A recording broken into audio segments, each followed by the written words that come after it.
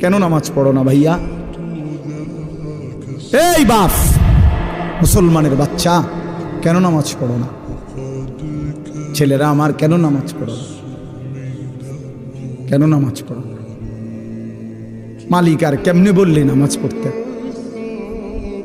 রাসূলুল্লাহ সাল্লাল্লাহু আলাইহি ওয়াসাল্লাম হাসরের ময়দানে জিজ্ঞাসা করবে, উম্মত, পিঠটা তায়েফের পাথরের আঘাতে চাল্লির মতো ছিদ্র বানায় ফেলছিলাম, ক্ষুধার কষ্টে পেটে পাথর বাঁধছিলাম, 3 মাস আমার ঘরের চুলায় আগুন জ্বলে নাই, আমি উম্মত দান দান শহীদ করে রক্তে ভাসে গেছি, 23টা বছর আমি কোনোদিন ঠিক মতো ঘুমাই নাই, এত কাঁদলাম, এত রক্ত ঝরাইলাম, বিনিময়ে তোর কলজাটা নরম করতে পারলাম না,